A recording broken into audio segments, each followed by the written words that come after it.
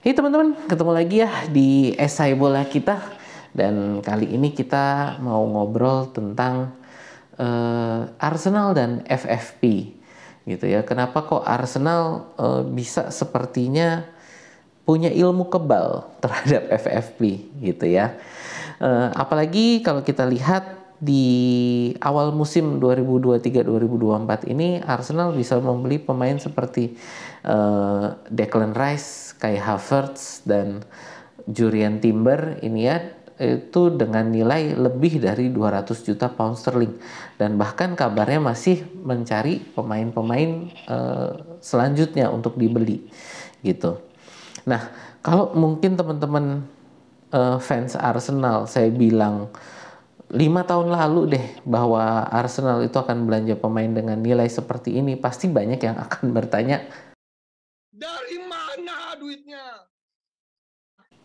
Nah, ya, dan hari ini ya tadi dengan tempo yang kurang dari 1 bulan gitu sejak jendela transfer dibuka, ini udah belanja lebih dari 200 juta pound sterling. Ya ini tentu membuat para penikmat sepak bola, terutama penikmat sepak bola Liga Inggris, pasti bertanya-tanya, Arsenal ini Dari mana duitnya?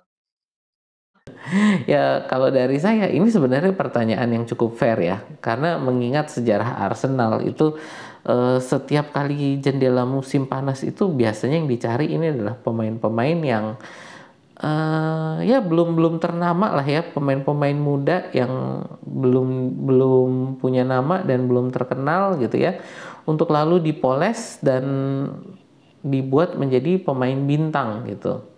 Bahkan ini sampai quotes-nya Arsene Wenger ya, bahwa Arsenal ini tidak membeli pemain bintang, kami menciptakan pemain bintang. Itu bahkan menjadi mantra bagi fans-fans Arsenal ya di setiap jendela transfer musim panas gitu. Karena apa? Karena memang kita belanjanya bukan belanja kelas-kelas pemain eh, pemain yang sudah jadi, bukan membeli pemain bintang gitu ya. Nah, apa yang berubah? Apa yang membuat Arsenal ini kok berubah seperti itu? Duitnya dari mana gitu kan? Kemampuan membeli ini dari mana? Oke, yang pertama kita mau lihat dulu tentang bagaimana Arsenal ini itu ada mulai terjadi perubahan paradigma sejak musim 2019 ya. Sejak keluarga Kroenke ini memiliki kepemilikan penuh gitu. Jadi sebelum 2019 keluarga Kroenke ini hanya sebagai pemegang saham mayoritas. Tapi setelah 2019 keluarga Kroenke ini melalui perusahaannya Kroenke Sports and Entertainment gitu ya, KSI, itu memiliki Arsenal itu secara penuh 100%. Dan sejak saat itu terjadi perubahan paradigma di mana pengeluaran belanja pemain itu ya mulai ditingkatkan. Bahkan kalau kita lihat ini mulai musim 2021-2022 ini ya, Arsenal ini belanja pemainnya tembus 100 juta di 145 juta pound sterling, yang dilanjutkan di musim 2022-2023 gitu ya, yang kemarin ini ya sebesar 165 juta pound sterling, dan sekarang ya 205 juta pound sterling dan belum selesai gitu. Jadi udah tembus 200 juta dan menurut kabarnya ini masih belum selesai. Nah, yang mengherankan gitu kan, ketika tim-tim seperti Chelsea, Everton, Newcastle itu masuk daftar pantau FFP, Arsenal ini justru santai-santai aja gitu kan. Kenapa nih Arsenal kok bisa santai-santai aja? Padahal kalau kita lihat melalui aturan FFP gitu ya, dari kalau aturan FFP itu kan yang dipantau itu adalah 3 tahun ya. Jadi dalam musim pantau 2022-2023 gitu, Arsenal itu membukukan kerugian sebesar 226 juta. Kok bisa lolos FFP? Oke. Ya, pertama-tama teman-teman harus tahu dulu nih ya, aturan FFP bagi tim seperti Arsenal, dan sebenarnya ini berlaku untuk semua tim IPL. Ya, jadi semua tim IPL itu harus patuh pada dua aturan FFP. Aturan FFP dari IPL itu sendiri dan aturan FFP dari UEFA. Ya, jadi ada dua aturan yang berbeda tentang FFP ini yang harus dipatuhi gitu. Yang pertama kita lihat dulu ya, ini adalah untuk aturan FFP yang ada di IPL gitu ya. Aturan FFP di IPL itu adalah memantau selama 3 musim ke belakang. Dalam pemantauan 3 tahun itu tidak boleh ada kerugiannya lebih dari 105 juta pound sterling.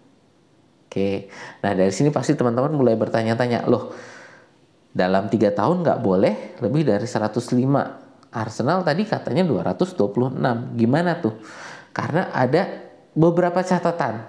Ya, beberapa catatan. Ya, catatan yang pertama ini adalah kerugian akibat pandemi itu boleh diabaikan.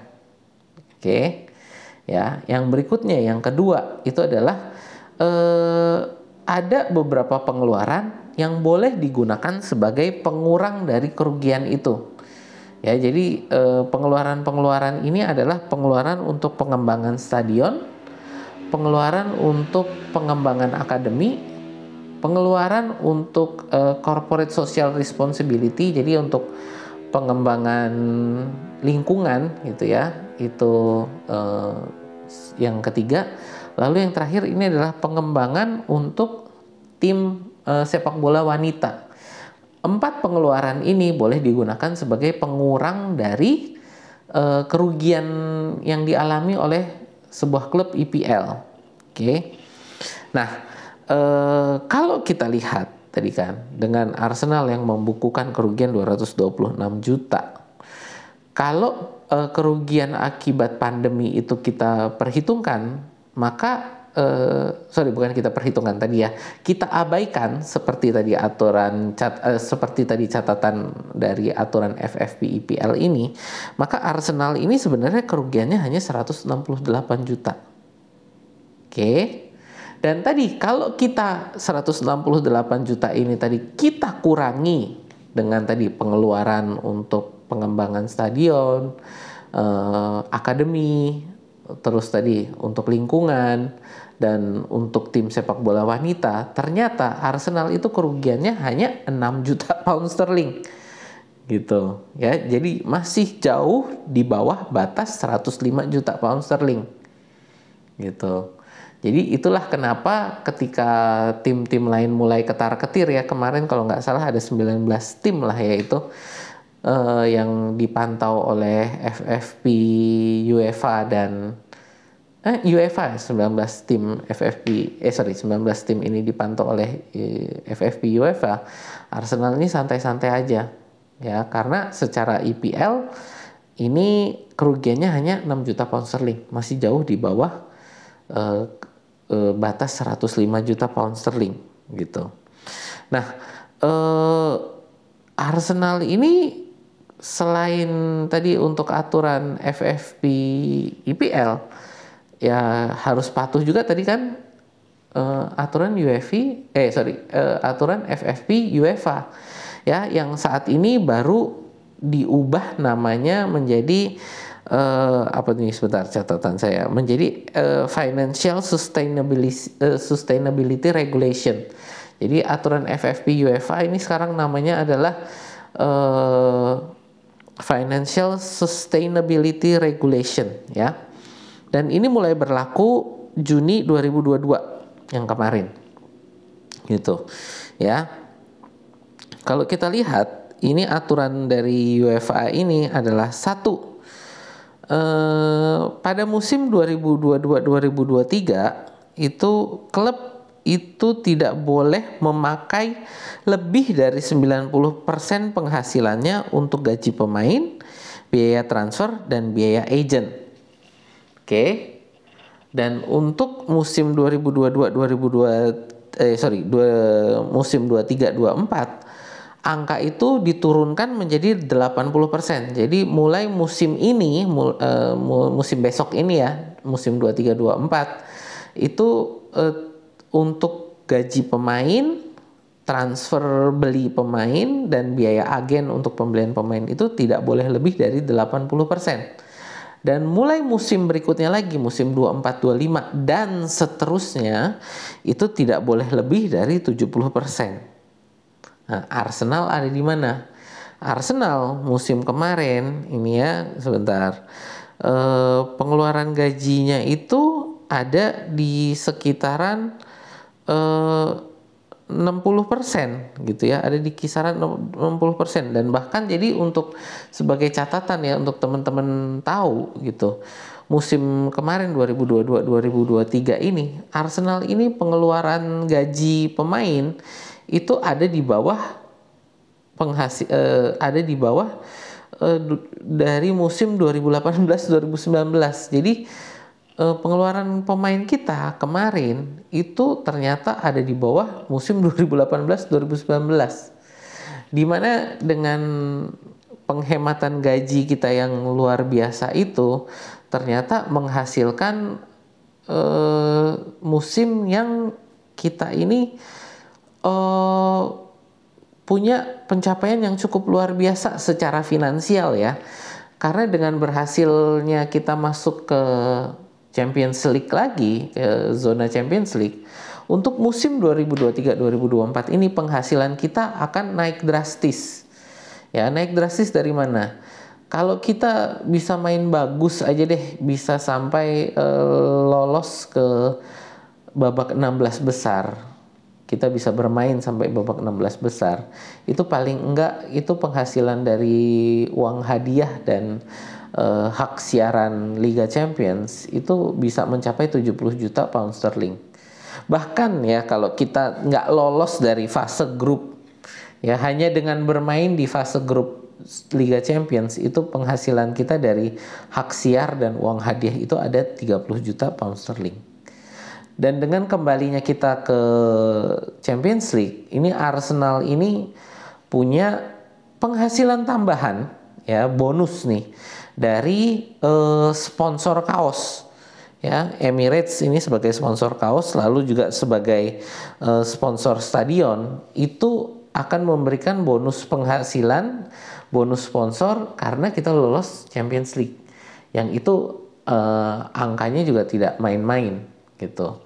Plus kita dengan kemarin runner up gitu ya, runner up itu kita dapat uang hadiah dari dari IPL ya, itu sebentar, kalau nggak kemarin ini dari tuh bentar, ada sekitar 100 jutaan lah ya, ada sekitar 100 jutaan itu sebagai penghasilan kita menang sebagai runner up. Kok 180 juta ya, 180 juta itu sebagai runner up IPL, kita dapat uang hadiah sebesar 180 juta sebagai runner up IPL gitu. Belum lagi kalau kita ngomong penjualan pemain nih, dimana awal musim ini kita mungkin bisa dapat sekitar 100 juta pound sterling dari penjualan pemain. Ya, ini masih angka perkiraan sih ya. Kalau kita lihat dari Granit Xhaka kemarin 21,5 juta. Lalu Thomas Partey yang mungkin juga akan keluar itu ada 30 juta. Lalu Balogun ya 50 juta. Siapa lagi? Ya itu aja udah 100 juta pound sterlingan kira-kira gitu ya. Kalau memang semua pemain ini tadi jadi keluar semua dan kita jual dengan harga yang diperkirakan itu. Nah ini semua ya, gabungan ini semua itulah yang membuat Arsenal bisa lolos dan melenggang santai dari aturan FFP dan bisa beli pemain-pemain dengan angka yang fantastis ya. Jadi ini adalah gabungan dari bagaimana manajemen ini pandai memangkas pengeluaran pada masa-masa sulit, di mana penghasilan itu nggak gede-gede amat, tapi pengeluaran bisa dipangkas dengan sangat maksimal. Dan ketika saat ini ternyata mulai bisa berprestasi, itu uang hadiahnya itu diinvestasikan lagi untuk ya tadi membeli pemain-pemain yang memang bisa semoga bisa membantu di musim depan bisa punya pencapaian yang lebih tinggi lagi gitu ya. Jadi itu teman-teman, bagaimana Arsenal ini bisa punya penghasilan yang luar biasa dan bisa buat beli pemain yang angkanya fantastis gitu ya. Jadi nggak perlu pusing, nggak perlu bertanya-tanya lagi. Dari mana duitnya? Nah, karena kita sekarang sudah tahu Arsenal uangnya dari mana gitu ya. Oke teman-teman, itu aja, semoga membantu untuk pengertiannya tentang aturan FFP ya. Terutama mungkin juga untuk teman-teman lah, bukan hanya untuk Arsenal tapi juga fans-fans sepak bola klub lainnya, jadi bisa tahu FFP ini aturannya dari mana dan bagaimana perhitungannya. Ya, itu aja dari saya. Sekian, sampai jumpa di esai bola kita berikutnya.